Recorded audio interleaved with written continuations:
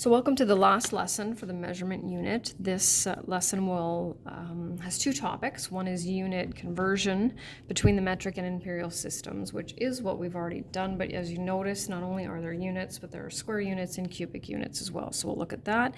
And then we will also deal with problem solving. So it's probably going to be quite handy to have some conversion factors with you. They are on the right of this sheet. So just like we did before at the start of the unit, when we're converting from inches to centimeters, we look at our conversion factors. And when we're going from inches to centimeters, we either look at it like when we're going this way, we multiply, or we say, okay, should we have more inches?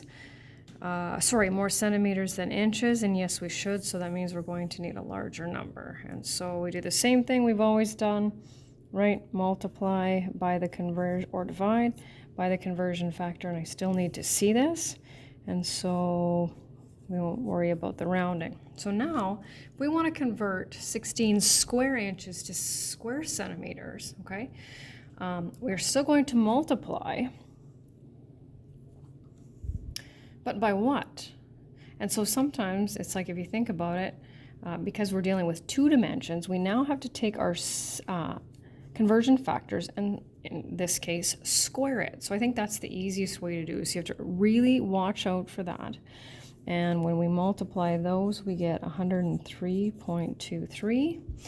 And unsurprisingly, what do you think is going to happen when we're dealing with cubic units? Exactly right. We will take and we will cube the conversion factors. And you can see the difference between in the answers when you're going from units to square units to cubic units, right? Because we have those extra measurements there. So again, another similar situation. So this time we're going from meters to yards.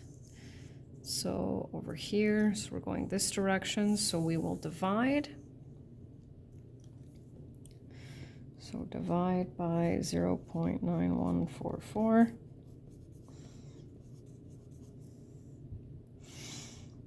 And we will divide by, right, we will square that.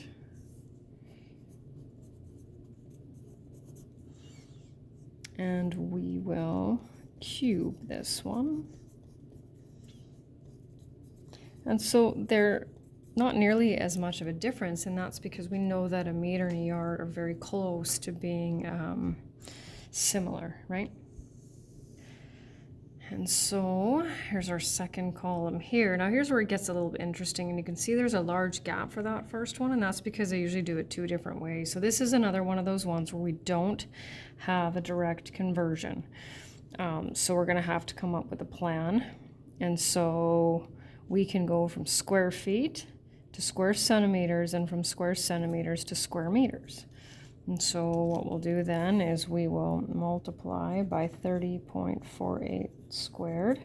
That will get us to square centimeters, and then to get from square centimeters to square meters, we will divide by, there's that one. Or what we can do is we can convert from feet to yards, square feet to square yards, and then square yards to square meters. So then we would divide by 3 squared and multiply by 0.9144 squared, and we will end up with 116.72. Of course, you know that I don't need both of those, I just need the one. And so what I would recommend you do is try, pause the video, try the next 5, and then come back and check your answers. So these ones you can come up with a two-part plan, or depending on how you look at it, you can create your own conversion factors from these here. And so sometimes that's what I like to do. So just to make sure that you can see that. And so you can look at it and say, okay, well then how many, so what I'm going to do is do a conversion factor with yards and centimeters. And so how many centimeters will there be in a yard? Well, we know there's 100 centimeters in a meter, so I will multiply this number by 100. And so now my conversion factor will be 91.44 squared. Now you don't have to do it that way. You can come up with your plan and do the 2 steps just like we've always done. That totally works. But but I like to save some steps there and do that. And so they're not all of them are multi-step ones, but if they are, you just have to figure out how you want to do that. So I'm going to look at that one. I'm going to figure out how many millimeters are in an inch, and that will be 25.4. I'm definitely going to have fewer cubic inches, and don't forget to cube.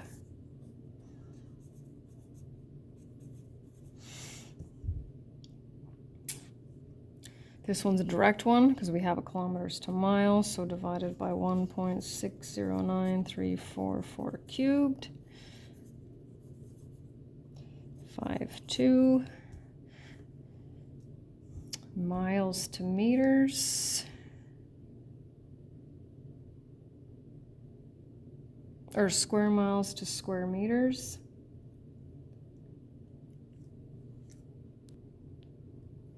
So with this one, I need a K there, so that's a little bit better. So we're going to go from square miles to square kilometers. So we're going to multiply by 1.609344 squared, and we will end up with 1.29. And then the last one is going from cubic millimeters to cubic feet. And so I'm going to do my own conversion factor here and divide by 304.8 cubed. I'm going to leave it at that. So I'll take a little bit of practice. And then for the problem solving, I think I have 3 examples here. Conversion, surface area, and volume. So the first one says a thin strip of wood laminate is to be glued to the edges of a table. The length of laminate is equal to the perimeter of the table, which has dimensions of 30 centimeters by 1.15 meters. The laminate can only be bought in lengths of whole numbers in feet.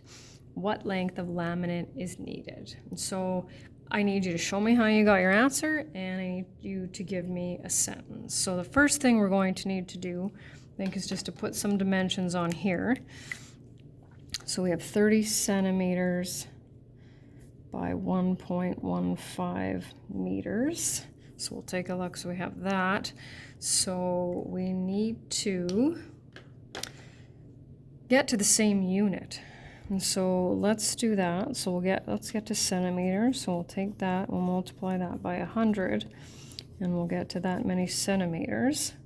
And so now when we're calculating perimeter, right, we go twice, right? So 2 lengths plus 2 widths, and that will be 290, right? That'll be 290 centimeters, okay?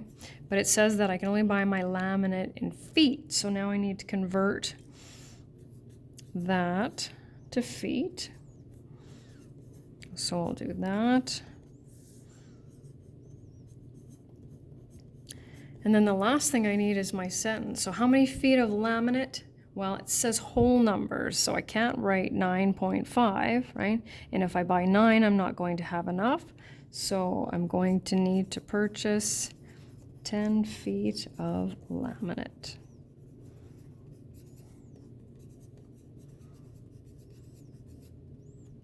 Oops, there we go. There, whoops, I thought it was on the back side, but it's over here. And so there's this one. It says a company is deciding which box to use for their merchandise. The first box measures 8 by 6.25 by 10.5. The second measures 9 by 5.5 by 11.75. And so we need to figure out which box requires more material and by how much. So what we'll do is we'll calculate the surface area of box 1 and the surface area of box 2 separately, and then of course if we want to know which one requires more material, we will subtract. So I've already done the work on this one, so I'll just show you that. Kind of zoom out a little bit here, and so just show how you got your answer. And turns out that box 2 requires 40.5 square inches more material. And the last one that I have is the sun approximates a sphere with a diameter of 870,000 miles. What is the approximate volume of the sun? I believe that is, well, it's rounded, but I believe that's fairly accurate. So we'll use our volume formula.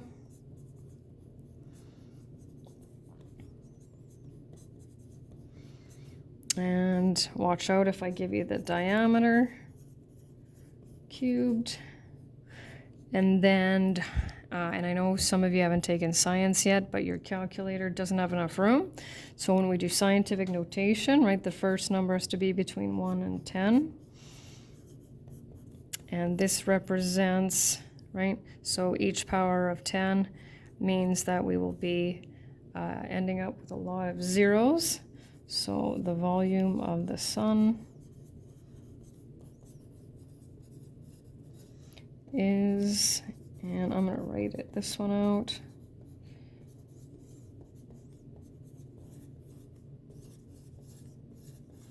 I'm already out of room. That's, well, at least you can't see it on there anymore. It's a pretty crazy volume. And then of course think of that in cubic miles. So that's such a hard concept to grasp. And that's the end of that lesson.